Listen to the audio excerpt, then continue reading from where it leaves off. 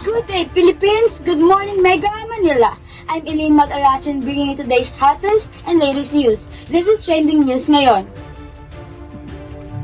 Para sa balitang lokal, ilang sabongerong nawawala ay mayroong suspect na nag-insist para maging isang witness. Para sa balitang sports, ipinagdiwa ang kauna-unahang pagkakataon ang World Volleyball Day sa buong mundo at hindi nagpahuli ang Pilipinas. Para sa balitang showbiz, sa Philippines ay ginanap ang Period OPM 2025 kasama raw dito ang mga P-pop artists na talagang iniidolo ng karamihan. Para sa balitang lokal, patuloy pa rin iniimbestigahan ang kaso ng mga sabongero simula 2021 to 2025 na ang tinaw hindi pa rin nahanap ang nasa likod ng krimen na ito. Para sa balitang ito, nandito ang kahina para ibigay ang update.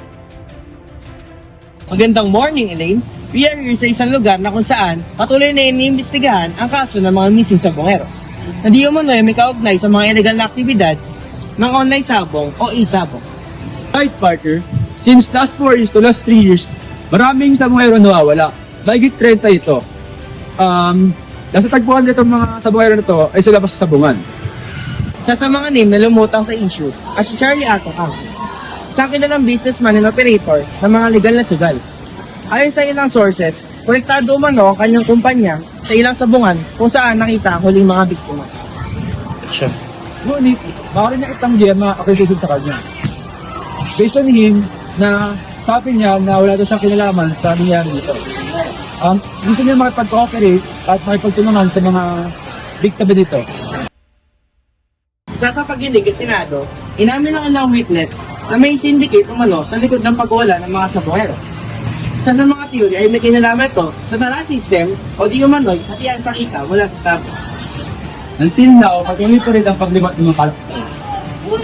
They're begging for authority and government to give them the justice. And sabi din nila na gusto na may pahinto ang mga operations ng PISAPO.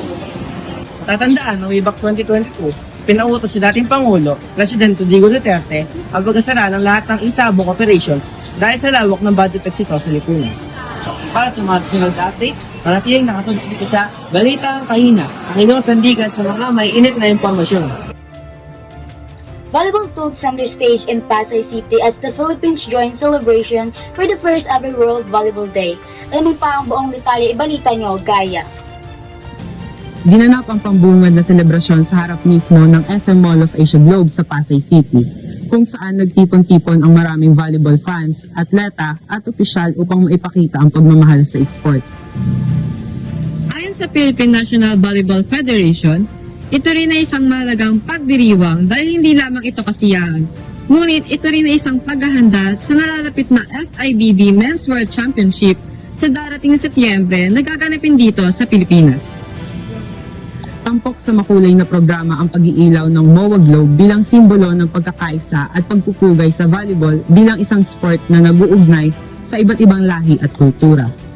Isinulat ang kasaysayan ng opisyal ng ipagdiwang sa kauna-unang pagkakataon ang World Volleyball Day sa buong mundo at hindi rito nagpahuli ang Pilipinas. Muli, kami ang Gaya namin na may pusong palaban. Hatid namin ay balita sa bawat laban.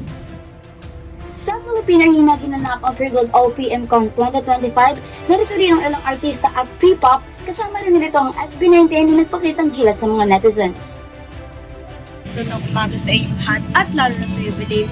Narito ako ngayon sa Philippine Arena kung saan ginanap ang pasabog ng OPM Con 2025. Kasama na rito ang paboritong hip-hop ng mga netizens or tawagin nating Gen Z.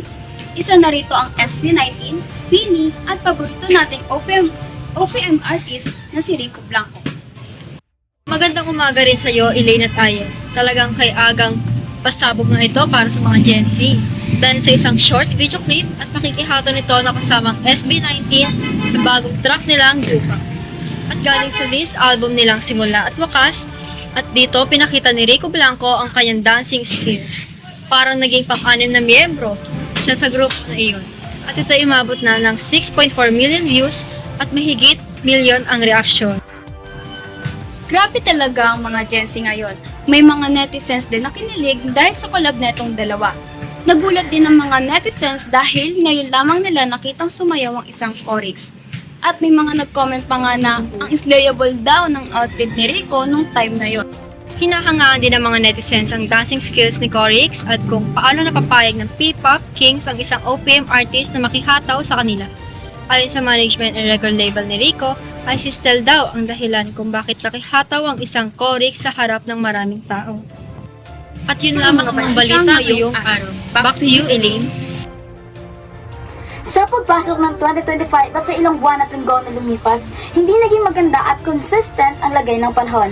Paminsan-minsan ay umaaraw ngunit natadalas ang pag-ulan. Nagkaroon naman ng ilang suspension sa Pasig City. At sa ibang lugar naman sa Metro Manila ay malala na dahil sa labis na pagbaha. At ngayon naman alamin natin ang mas detalyadong lagay ng panahon dito sa Pasig. Ayon sa pag-asa, naranasan natin ang init ng panahon kaninang umaga, ngunit muli naman nating naranasan ang pag-ulan kaninang hapon, ika-11 ng Hulyo 2025. Ang temperatura sa Metro Manila ay naasahang aabot mula 31 degrees Celsius hanggang 26 degrees Celsius, kaya magdala ng payong panangga sa ulan o sa init man. Maging handa, maging ligtas at manatiling alerto sa anumang babala ng panahon. Ako si Zelvina. At ako naman si Athena. Kami ang Zetina, tagapaghatid ng anunsyo patungkol sa panahon. At yan po ang mga balita sa araw na ito. Again, I'm Elaine Magalasin and this is Ken Jacobs.